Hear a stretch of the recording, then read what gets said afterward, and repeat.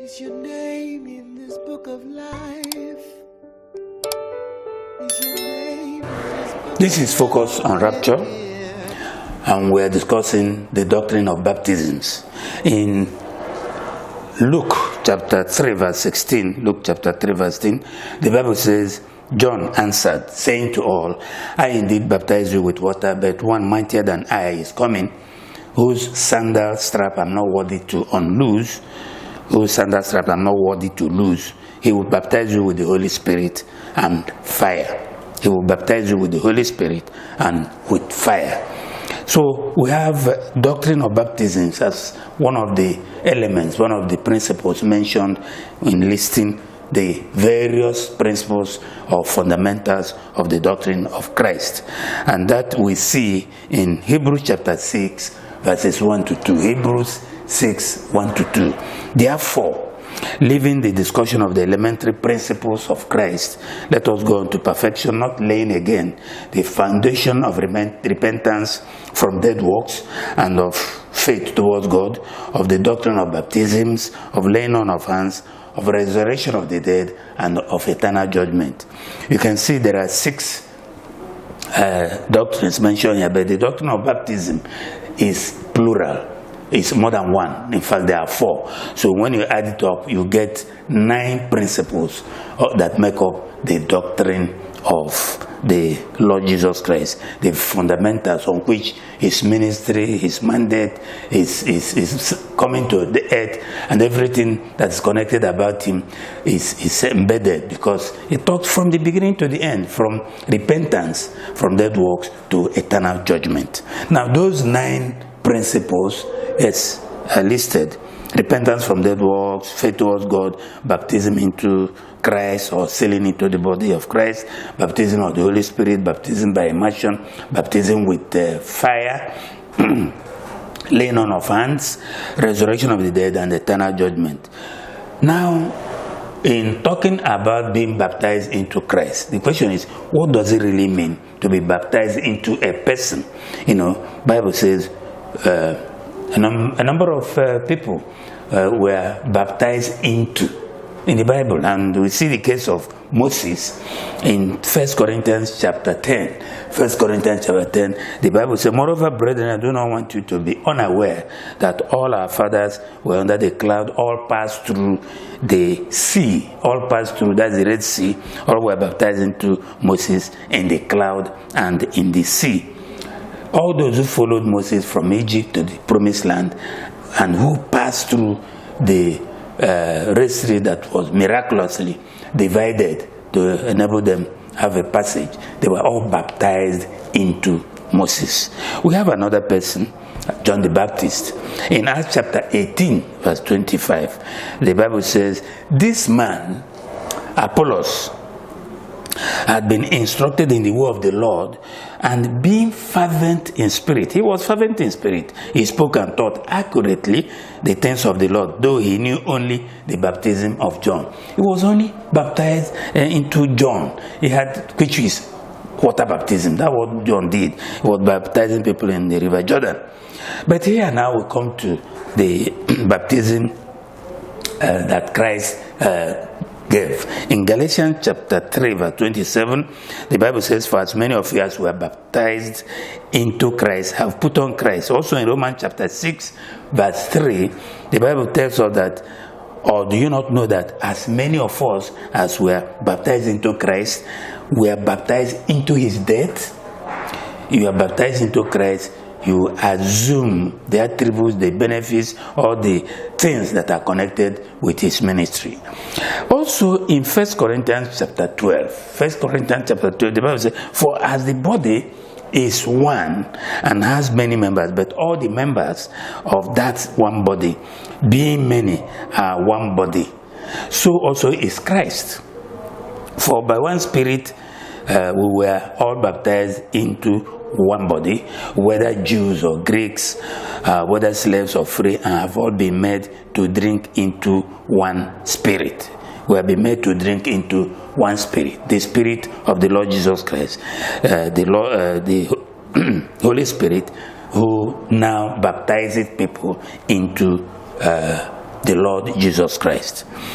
You see, Jesus, when he was on earth, told us, as he was speaking to Nicodemus, that we must be born again to see the kingdom. In John chapter 3 verse 3, he said, one must be born again for one to see the kingdom of God. And the real thing there now is, what does it really mean? What does it mean to be born again? You know, for you to be born again means that there is a change. There is a change in mind, a change in direction, and there is evidence attributable to that. In Ephesians chapter 1, verse 13, Ephesians chapter 1, verse 13, the Bible said, in him you also trusted, after you heard the word of truth, the gospel of your salvation, in whom also, having believed, you were sealed with the Holy Spirit of promise. So, John chapter 3 verse 3, which says, except a man is born again, he cannot see the kingdom of God, has evidence. And the evidence is the sealing. And that sealing is something tangible, something material, something that happens to a person and is real.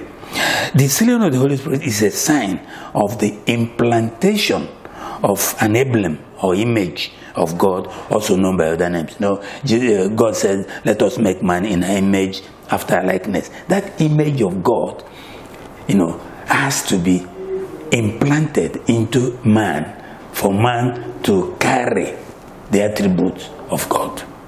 In 1 Peter chapter 1 verse 23, Apostle Peter referred to that thing that is implanted into man as an incorruptible seed. And of course, a seed is something that when you plant it, it multiplies.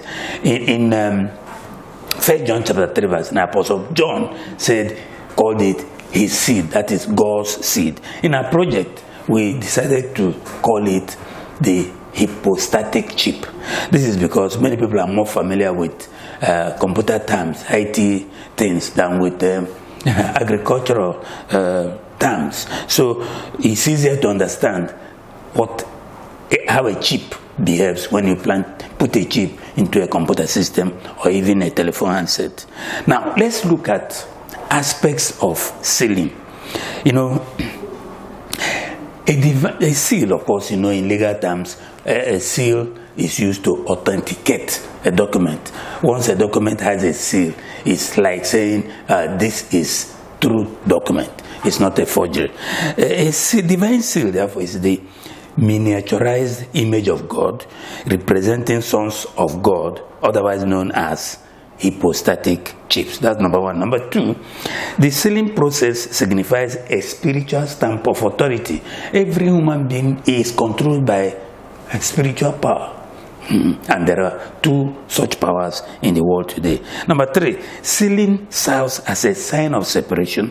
It distinguishes the ecclesia, they call that one from Jews and Gentiles and church, from the harlot church, which is the harlot church is organizations that are called church that have nothing whatsoever to do with what the Holy Spirit is doing, because to them the sealing has not taken place. Number four, the seal is the instrument for tentatively engrafting a believer into the body of Christ. The body of Christ is a mystical body, and every person who bears that seal has a place in that body. So it's the Holy Spirit who does that, and that's what is called sealing. Finally, the seal is the evidence of the work of Christ in reconciling the believer with God. I mean, his assurance that something has actually happened. And everybody who is so sealed must know that he or she has been sealed. In 2 Corinthians chapter 1, verse 21, the Bible says, now, he who establishes us with you in Christ has anointed us in God, who also has sealed us and given us the Spirit in our hearts as a guarantee.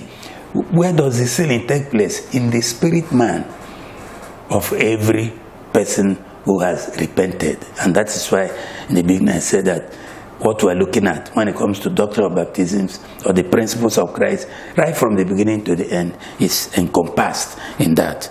So it's a guarantee What is the guarantee? Guarantee that if you continue to abide in Christ till the end, you surely will be part of the Lord Jesus Christ in glory. That's what it means. How do you know that you have been sealed into the body of Christ? It's simple. In Romans chapter 8, verse 16, the scripture himself said, the Spirit himself bears witness with our spirit that we are children of God. Yes, the Spirit of God will bear witness in your spirit once the implantation has taken place, once the sealing has been effected, you will know. Somebody looking at you may not know. It's not a stamp, it's not a badge, but it's something that happens on the inside. And one of the first things that happen after that is a testimony, salvation testimony. And the first salvation testimony is always, usually, mostly, most of the time, is baptism by immersion in water. Now, to be baptized into Christ, therefore, is to be born again, to be born of God, as is written in John chapter 1 verse 12, or to be sealed into Christ, as we have been looking at. So, can a person who has been sealed, can a person who has been grafted into the body of God, can a person who has been baptized into Christ, can a person who has been sealed by the Holy Spirit be unsealed?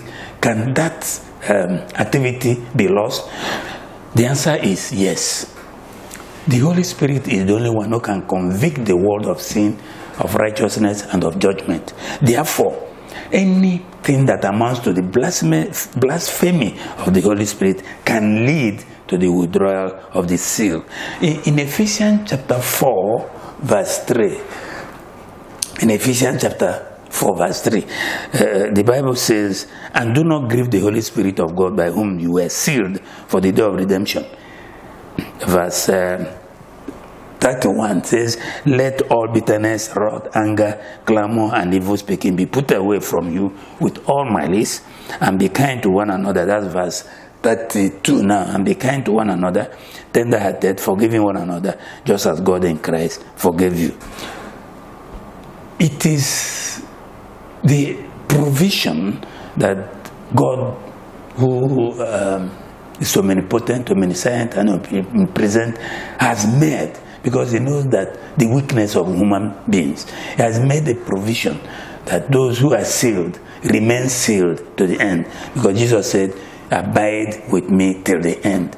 So the question of abiding today and forgetting about him tomorrow. So that now brings about the need for the next episode in this series, which is baptism of the Holy Spirit.